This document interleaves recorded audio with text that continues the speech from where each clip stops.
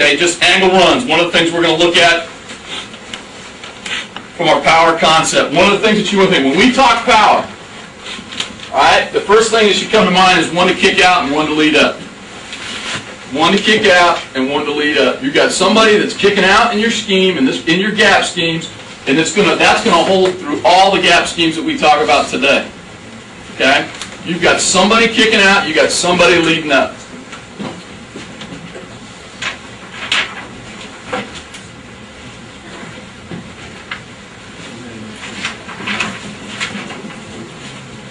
All right, let's take a peek, and I'll take you through it, just from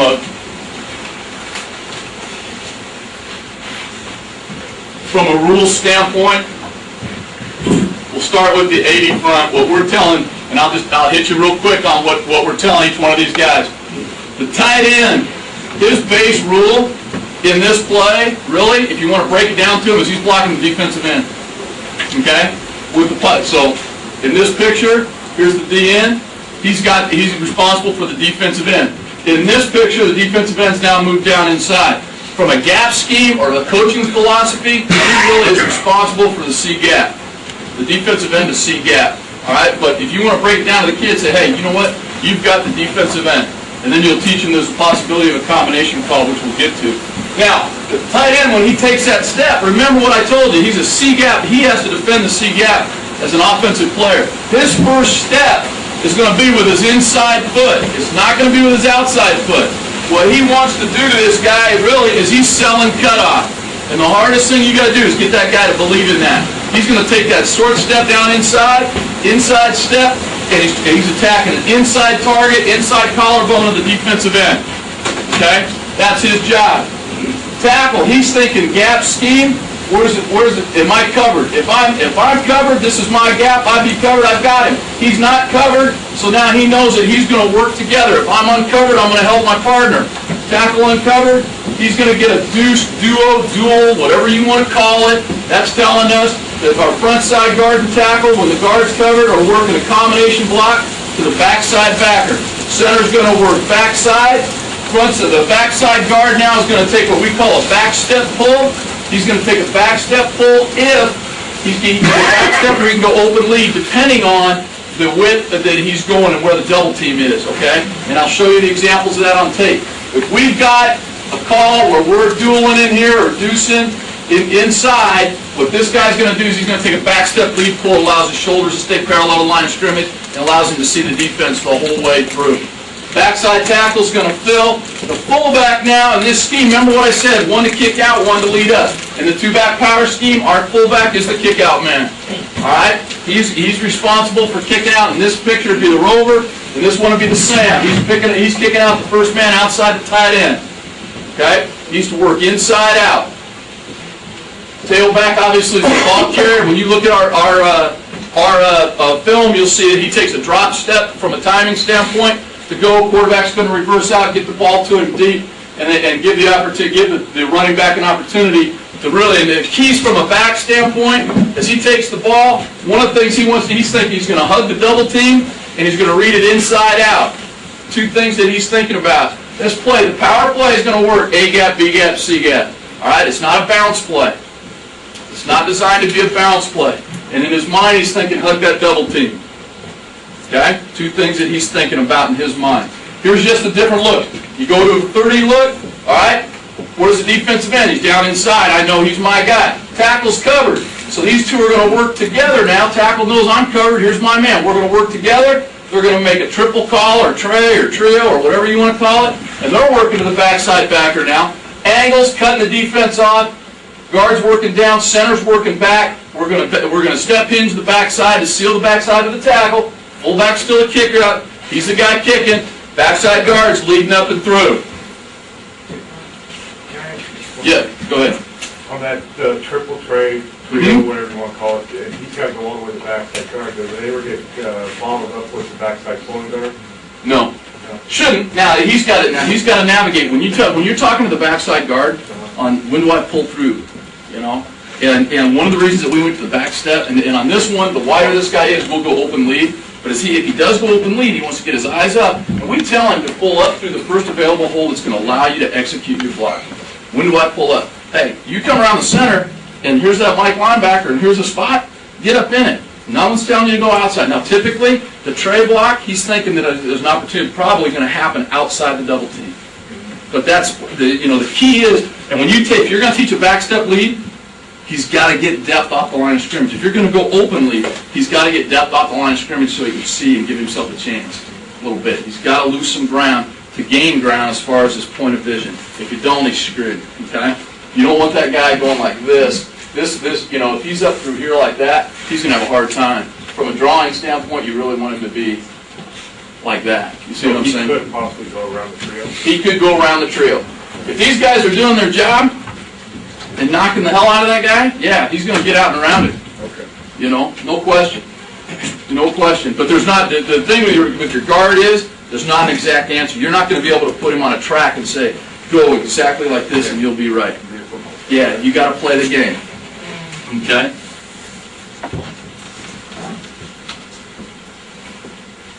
All right, now, as far as our combination blocks, as you watch us work and go, and I talked a little bit in the O-line talk last week, understand this. Anytime that we're working a double team combination block, the first thing that we're talking to these guys about, are get movement, okay?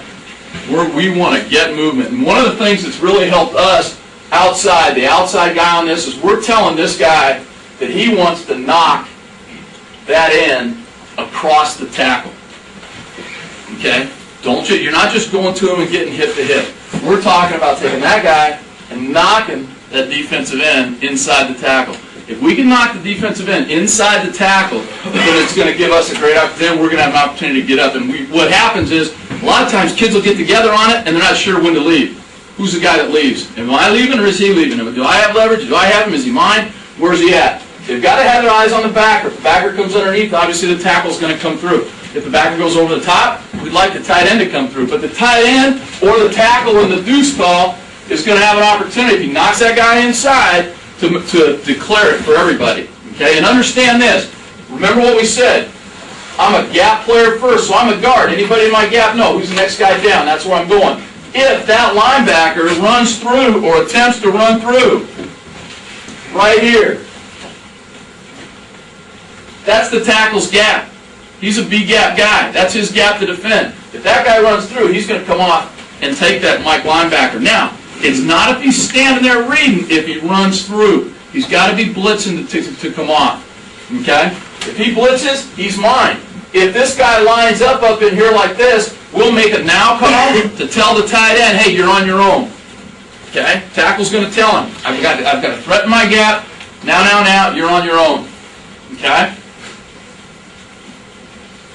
Just keep that in mind as you work through this, because the biggest confusion that we have on any of these, in teaching these kids on the double team, the front combination, the double team combination, is when to come off, how to feel it, is that my gap, is he coming or not? And what you really don't want is you don't want these guys working here and this guy just reading up and coming off to this guy. We really want to get to that backside linebacker, because that's the guy that's going to knock a hole in this thing. We've got somebody for the front side backer. Unless he blitzes the gap, let him go. Do not let him be a part of your thought process. Is everybody good on just the two-back power and what we're looking at and how we're doing it? Okay, let's look. We've got a bunch of examples on tape. Let's take a look at some of that. Bear with me. We're not sitting on a cowboy remote here.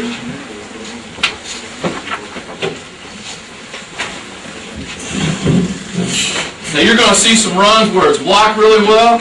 You're going to see some runs where it's maybe not blocked as well, but when you got to get running back, it's going to make it makes up for some of that. Okay, and there's going to be times where they're going to work with each other. And I apologize here on the remote. I'm a little inept at these remotes. The remote's like this. This is our power concept.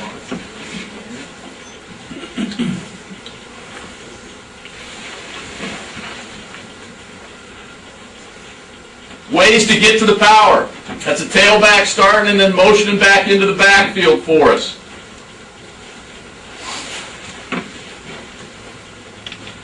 Take a peek from behind. Okay, as you look at the alignment here. Great. Covered, uncovered, inside gap. This is the gap that's threatened. These two are going to work together to go backside. This tight end now is responsible for that defensive end on his own. This is the one thing about the power. There's a little bit of difference. I'll talk to you a little bit. I'll show you a rail scheme later on where if you've got a tight end that maybe isn't a butt kicker, that you might want to veer that guy inside versus a 9 technique to offset that a little bit. But if you've got a guy that can handle the point for you, and again, let me make this point clear. He doesn't have to kill this guy, all right? He needs to hold the point. He needs to just make sure that he holds the defensive end at the line of scrimmage. All right, we love for him to knock him 5 yards back. Don't get me wrong. You're always looking for that guy. But know this, okay? All that tight end's got to do is he's got to hang on to it. Okay? Tell him to hang on to that thing and just make sure that keep it at the line of scrimmage, and we're okay. If you get a tie, we'll tell that guy, hey, you get a tie, we're good. All right. Now these two guys in here need to work.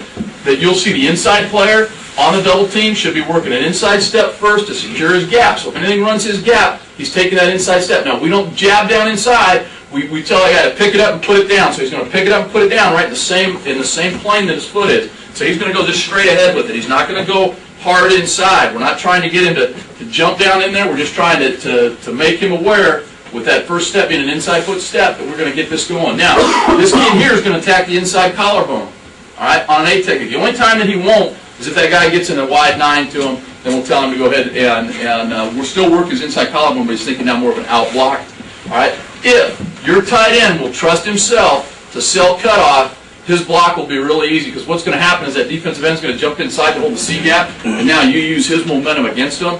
And so what we'll teach that guy to do is he takes that inside step, and he's inside. And this, as soon as that kid starts to fight hard inside on the cutoff block, we'll take a big arm, outside big arm, lock it out, and try to just drive him straight down the line of scrimmage and use his momentum against him. But if he oozes off in there, the guy's going to lock him up. He's got to self-cut-off like the ball's going away. If he does that, that defensive end every time is going to jump down in the C-gap hard, and he'll be able to use his momentum against that kid and get movement on him where he might not get movement if he's just sitting there trying to hit him up under the chin.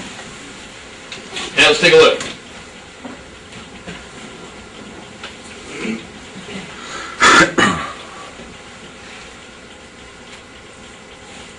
Now, one of the things that I'm going to tell you is this.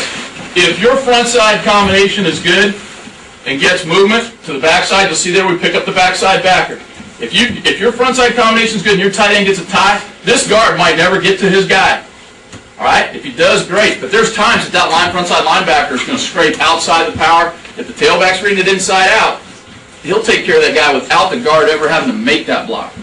There's times that the guard never finds it.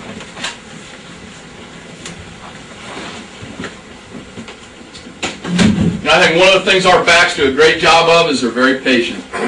You know, our kids are patient. They play with great vision, and they really work it a gap out. They're not trying to jump into a gap. Okay. All right. Again, for us, here's the double team. Here's the kick out. Here's the lead. All right. Who am I kicking out? The first guy outside the tight end's block. First guy outside the defensive end. Who am I leading off on? Front side, inside linebacker. Your tailback should take a backwards yes. With his offside foot. Yes. See that back step? He's taking almost the same step that the guard's doing. It's a timing. It's for timing purposes. Okay. Allows backside guard to get in front of him. Allows that backside guard to get out in front of him. Exactly. And it doesn't. And what it's not doing is also allows him when he takes that step. I think one of the things that's really good about the step that we take is when he takes that step, everything's still facing right here. It's not a turn. You've seen guys do stuff like this. You know, we're just going to drop that back step, and that allows him to keep his eyes focused on everything that's happening in front of him, and his shoulders are parallel to the line of scrimmage versus opening the shoulders one way or another. Coach, yes. If the pulling guard eyeballing, is he looking for the middle linebacker or play side or the outside? Play side inside. All right. Unless, depending on how we. Here's the deal. Okay, we're kicking out here. He should lead right there. We're working to that Mike backer. And here's the thing about the 40 front, guys.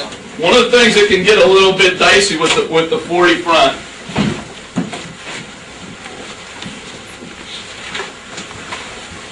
You know, if you get a situation, I'll take it to the 40 just because this is going to give us the look I'm talking about here. You know, as you work this, if you in the 40 front, if you lock him on the defensive end like this, now the fullback's got to know, you know, who do I have? Who's our lead up? Who's our kick out? Here's our lead up. There's the fullback's responsibility. And now we work it, boom, to here and to here. Now, what happens if they take and bring the rover down and it'll look similar to that? All right, now, we know this, but they got to know who to work to. All right, and in this situation, here's the kick out, one to kick out, one to lead up. They're working to the next. Is there a call for that, or is there communication? Yeah, you can. We get it if you get an even call, or we're going to get a call from our center that's identifying linebackers. That's how you're going to do it. It depends on what your language is and how you work that. But you know what? Every kid, if they can figure out from linebacker depth, remember what I said? We got one to kick out, we got one to lead up. That's how we're going to take care of the first two guys in the linebacker positions. Now, so who are these guys working to? Boom, boom. I'm going to work to here. So even if I didn't hear a call, I should be able to figure it out if I work my rules. Can you Yeah. step up to the will, or do you just hinge on the backside tackle? Now, what we'll do, if we're playing a team that's going to play this a lot, we'll go ahead and run a backside tight ends in that situation, and we'll sift him up. Or his first thing is to handle this gap, and he can come up late. But really, when we're going to play a 40 team, we're going to put a backside tight end in the game, and that's the guy that's going to hit this sift up to the will. Good question.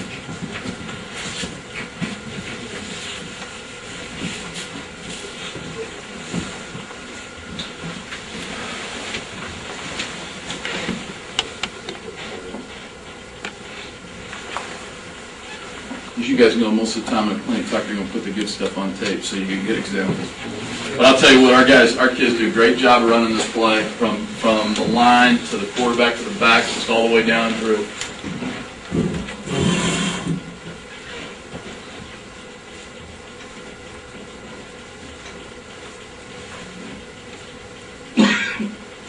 Again, remember now with your back, he's got to be thinking A gap outside.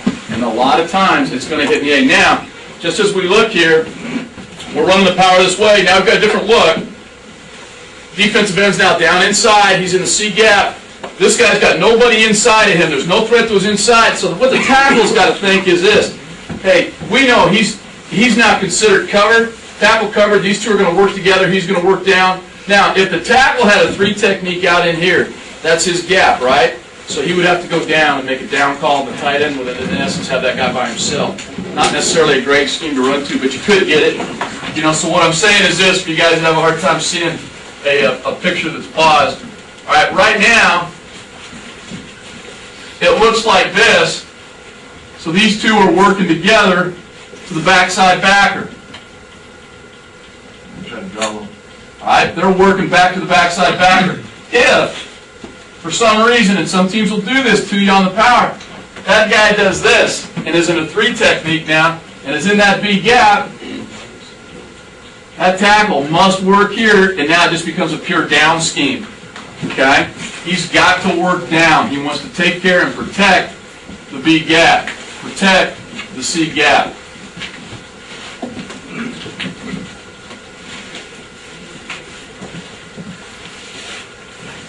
So by alignment, we've got a guy in the A gap. Guard knows that's my guy. We should get a tray block here for the tight end. Tight end, knock this guy across. Can you get it done? Okay? You see, if we can get that, if we can get the defensive end across inside to the inside half of that tackle, look how easily it makes a tray. Or, you know, that combination block now. And the tight end's going to come up and be able to work off. And as we step down, our technique is, it's for us, on that combination block, to this guy, what I tell him is, don't you act like you're by yourself, you've got no help. It's just a down block to that guy. Okay? It's nothing more than a down block to a tight end. What is that telling the tackle? Tackle's going to step, protect, inside foot first, right? Boom, boom, and he's working to throw it and lift it. All right, with his eyes right here. Put his eyes in the back, throw it and lift it. If that guy disappeared and he doesn't get a piece of him, he works and goes. Okay, so his eyes are backside, inside step, throw the flipper, work to get lift. Now, tackle comes, the tight end does his job, works him across, and he just takes it over. Yep, and then they'll work together hip to hip late.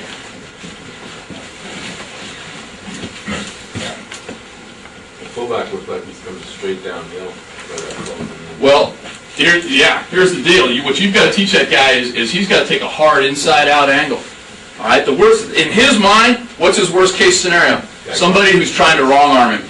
All right, and that's a bitch. And as he goes, he's really watching. He's almost right at that double team, and then he's working inside out off that thing.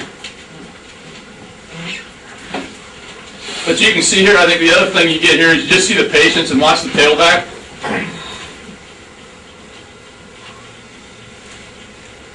You know, a lot of guys, his initial thought, right, he knows by defense. Coach Gould does a great job of helping our kids identify the defense. He's thinking double team, hug the double team, and as the double team starts, he's still looking though, he's still feeling A-gap out. And he sees the A-gap hole, boom, he's back inside. And he gets north and south in a hurry.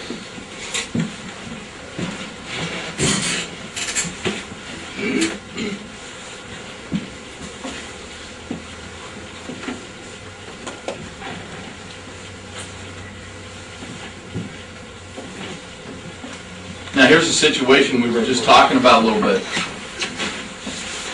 Okay, you got three technique. You got a guy in the C gap, guy in the B gap. Tackle's going to, he's got to take care of the guy inside. Tight end's got to take care of his guy inside. Now here, watch the tight end. Sell the cutoff block. Get your eyes on the inside number. Sell the cutoff block. Use that against him. Now I'd like him to finish a little better. All right, but he gets great movement initially. It's a little bit high. Fullback knows he's got to kick that first guy out. One to kick out, one to lead up. We got to lead up. Now, the one thing that your guard and tackle got to think about is where the backer is I'm working to and how fast I might have to come off. And what we tell our guys is to understand, have an understanding of how much help you might have or not have. Whether it's the tight end or the tackle, if that will linebacker is, if you've got a tight end tackle combination going on and they're working to the wheel and that wheel is over, all right, we know that we're going to have to come off that thing quicker. It's going to happen faster. So you've got to have an idea of how fast that combination is going to happen. And a lot of times, the width or tightness of that backside backer that you're working to is going to tell you or give you an idea how fast I've got to come off that thing and make it happen. In this situation, we're uphill a little bit here. Okay, watch the tackle. Now he gets off here. He gets off to it. He sees his target. These two guys are working to this guy right here. We're kicking out. We're leading up. And that cat's right there. He's got to come off. Gets his eyes up. We'd have an opportunity there. You see, we're an arm away from taking that thing up to shoot. That's one of the things. You just don't. Very rarely are you going to get an uphill block in this scheme.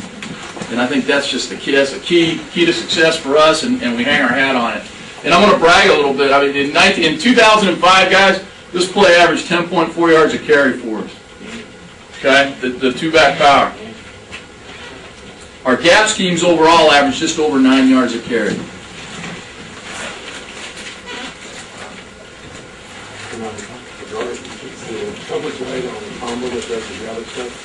Yes.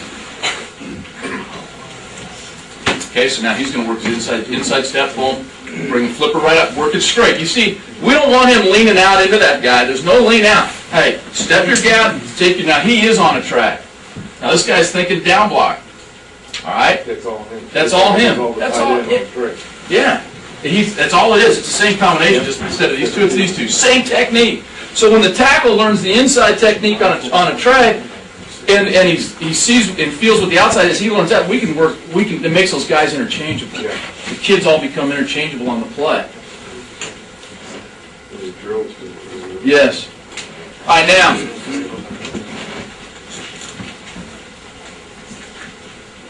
Just an example, look at the backside guard here. Eric Robertson is the kid back here, and I think what he's going to work at back step pull. All right, the key to the back step pull, what we tell him, watch his first step, he's going to take his back step, his off leg, and he's trying to put that thing 1 yard behind his inside foot. 1 yard behind his inside foot is the target that we give him. And is he going to get it a yard there? It's a reach. I doubt it. But the key is, if he doesn't get depth on the first step, he can't execute that pull because he's going to be up into the line of scrimmage too soon. Get the depth, bang, come across, and now he's able to work across and keep his shoulders parallel to the line of scrimmage and see everything that's happening in front of him. I think it's absolutely excellent when he's got a deuce or dual call on the front side. A tray call, sometimes I think it's a little bit stretched, and I think that your open lead step's better for him because he might have further to go. that double team he's probably going to get outside of most of the time. So he's got to go a little bit further, and this is a little bit slower under control pull. But when you've got the guard and tackle on the combination, amen. Run it. The kids will love it. Works transfers across to dance situations. They're awesome. You know, and what we're telling that pulling guard is when he gets up on the linebacker, guys, we're trying to cover that guy up. We're not telling him to pick a side. We're not telling him, hey, attack the play side number, attack this number. What we're telling him is to hit that kid right under the chin. All right, and what we're trying to do is cover the back up, cover the linebacker up, and give the back the opportunity to go either way. If we pick a side as a puller, then we've basically sentenced the running back to one way, and that's it. He's got one way to go now. You go like this, boom, and you're kicking it. Here we go. But you don't know as a guard that's pulling, is you don't know where's the next defender coming in. The tailback can see the next guy coming in. So you sit there, and if you force the tailback to go maybe inside your play and the backside guy's coming, you just sentenced him to getting hit for a 4-yard gain instead of getting up underneath and covering him up. Tailback sees that guy coming, and he whoop, slides to the outside of that block. Give the running back a two-way go.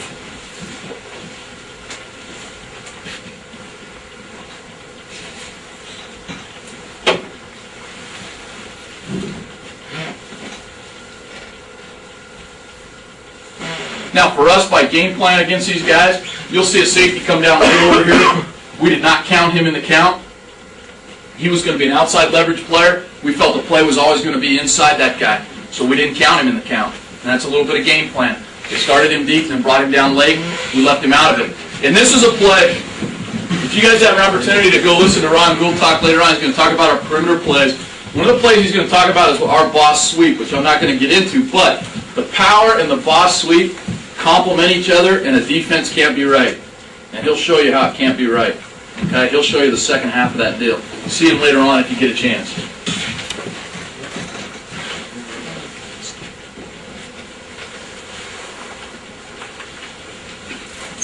Here's one that we got now.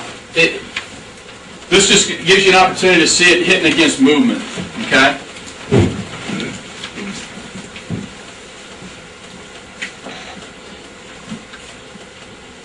The team member lines up in a 3 and a wide 9 technique to you. Have a way to get to this play because it makes it too easy. But watch what you'll see here is now your offensive tackle, as that guy tries to slant back across his face, he's starting on the down block, and that's why we talked about yesterday with the offensive lineman not being in too big a hurry on the down block, so the guy that's working over the top you can adjust to and redirect. And you'll see OC here redirects on the tackle.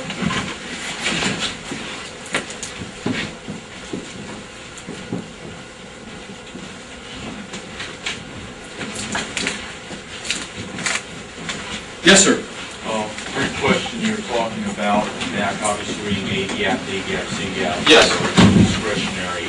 Yes. When that guard is pulling, there's a lot of circumstances that happen in every play. Yes. Does he actually have some type of window of opportunity? All of a sudden, he's taking that step as you prescribed.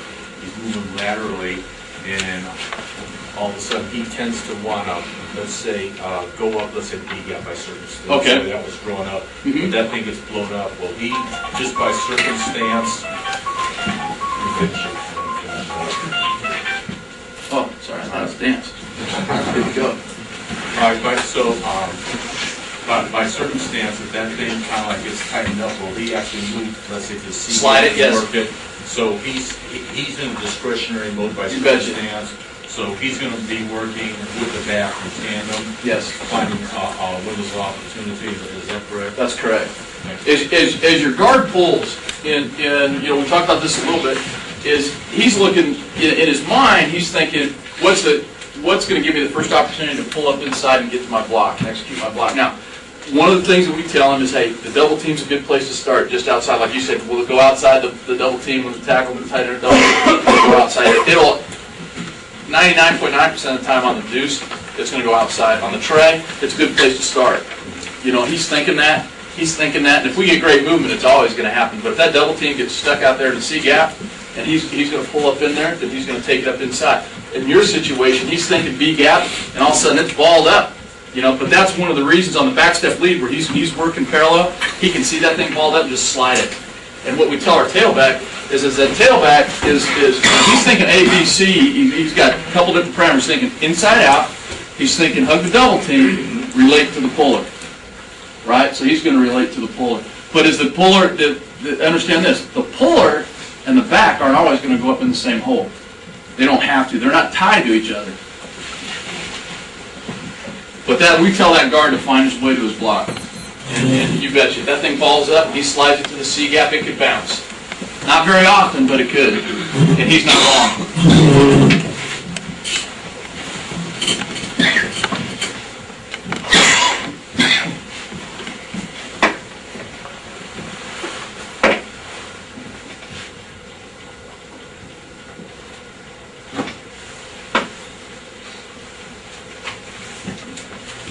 So this is why you never say never, always, or forever. Does the power ever bounce outside? Not very often, but there's a time sometimes.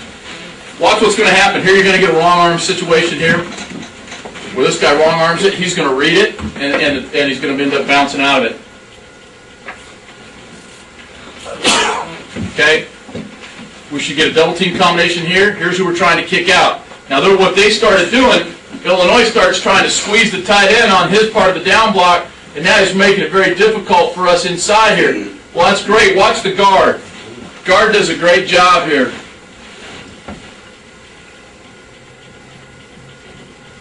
Yeah, he's just going to find his way. He ends up almost outside the kick-out block.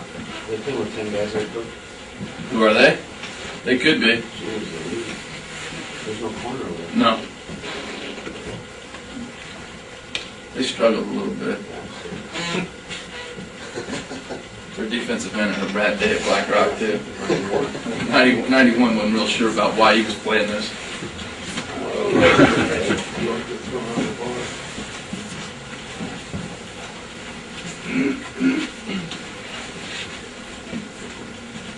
Hey, Coach. What do you guys' Gotcha. splits on this play?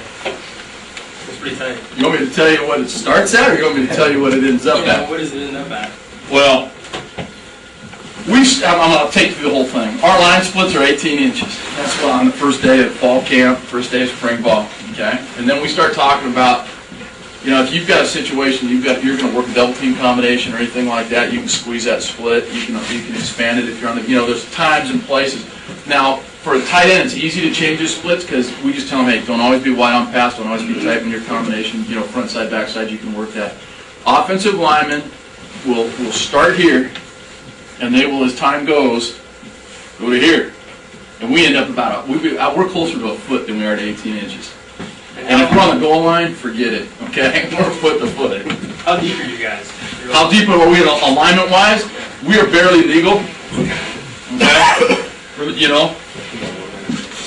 And for us, especially our tackles, we'll look a little bowed. Our one tackle, the one kid, 61, has a really funky stance. He opens up and he'll look deep all the time.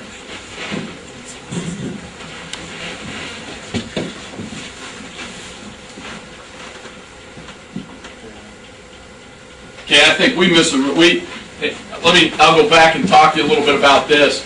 Here's where you can get into problems a little bit with trying to tell your guys what to expect or what not to expect. All right, there are no guarantees on this play. But we go into the Stanford game, and one of the things they did was they played it a lot like Illinois played us at the end. They wanted to squeeze the tight end's block all the time.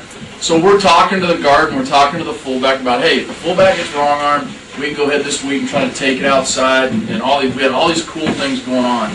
And to be honest with you, and everybody reads it as that, but if we read this play just the way we should read it day in and day out, we'd have been fine. And sometimes you can overthink or overanalyze. We come up with all these cool ideas, and we really left a little bit on the table, I thought, because we as coaches gave the kids too many things to think about. Now all of a sudden, you've taken one of the advantages of the angle run schemes, which is just being able to come off the ball and know where you're going, and you put some thought into it. You put doubt in their minds, and when you do that, now you get some stuff that's not great. I think the reason I put this play on is we had more in it, and plus it gave you an opportunity to watch us. You know, just another way to get to it. You know, we'll start the fullback week, motion him over. We'll do it with an H. We'll do it a lot of different ways.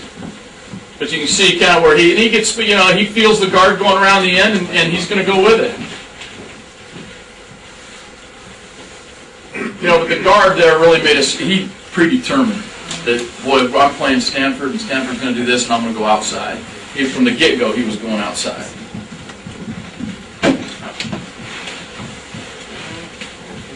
It's a great play for us. A really good play into the boundary out of Twins. We start with him weak, bring him back across. Now they're going to adjust and come down a little bit with the safety. And we actually end up picking him off because the linebacker gets picked off. Tell your puller, if he gets up in the hole and that linebacker disappears, the one thing he cannot do, don't stop. Once you make that decision and turn up in the hole to go get that backer, maybe he gets hung up, maybe he blitzes. You know what happens? Here's this kid, he's looking for the frontside backer. The frontside backer blitzes and the tackle blocks him, and all of a sudden he gets up in there, and what's he do? He stops to look around. Don't stop. All right? If you're not going to block anybody, at least get out of the way. Okay? Keep right on mowing.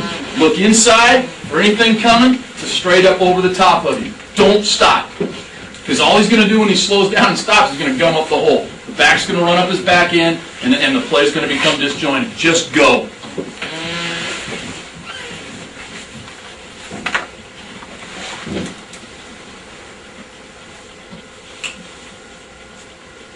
Now our tackle here gets freaking.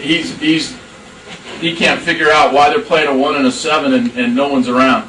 Okay, you see, he comes up. He's like, well, so what he did was when he sees a 1, he usually thinks tray. So he's going to what we call air tray that. All right. So he's working his air tray steps. Hey, there's no one there. He's stepping with his inside foot. Boom, watch. He's going to pick it up, put it down. He's got his flipper on air. And then he's going to go find his backside backer. Looks a little goofy, but the kid's ingrained. Okay? He knows his job, he knows the rules, and he does it. But there's an example of the linebacker fills inside. This guy really loses sight of him and keeps pulling around the edge and finds another colored jersey. And the linebacker that jumps in the A gap and the ball goes outside of it because the back bounces it, can't make the play, and now the safety that's come down that Oregon thinks is in a great position to make the play ends up blocked, and it becomes a touchdown run.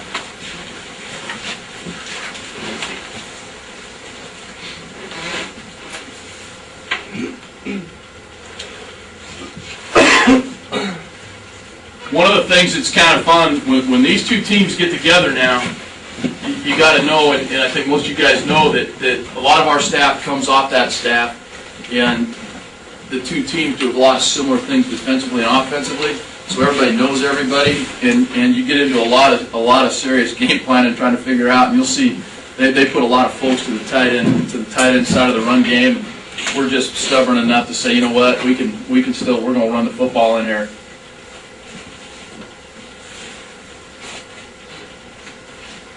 So what happens is they're going to walk the guy down. They've got a guy sitting out here. We work to him. We really should pull and lead to that guy right there.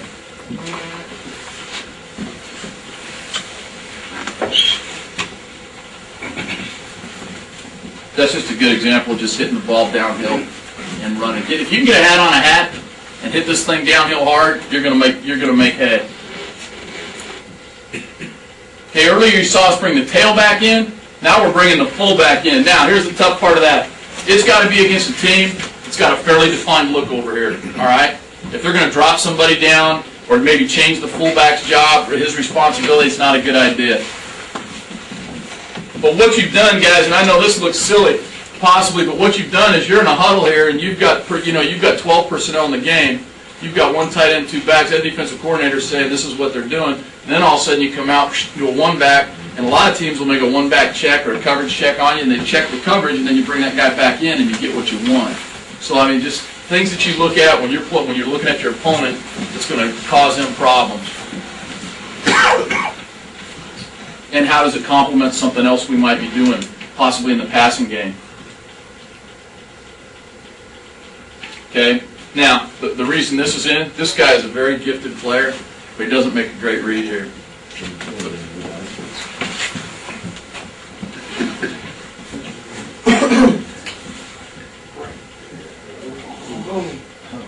Okay? And I'm telling you, he's absolutely one of the most gifted guys I've ever seen run the football in here.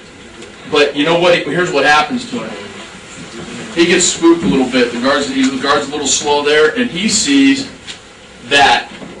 He sees this guy and feels him and starts to come off.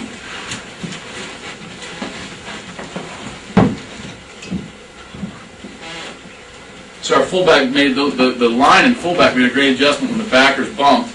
We bumped our targets, and we're in great shape. But Marshawn just needs to trust it, be patient, patience with the tailback.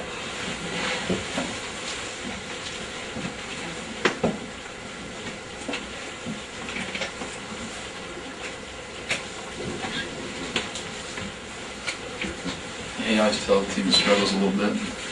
They show up on here. Okay, just an example here, just again, looking at the tray on the front side, working the backside backer, the kick out,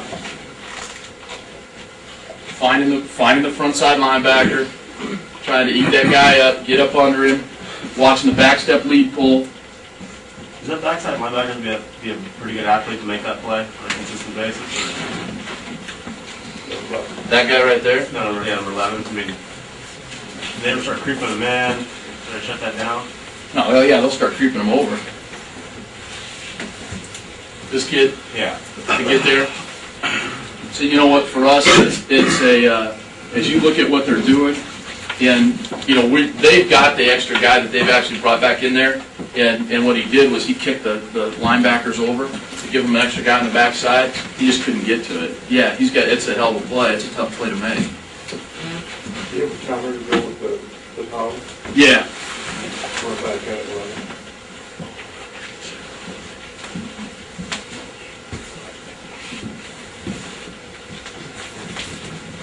How much did I put on this thing?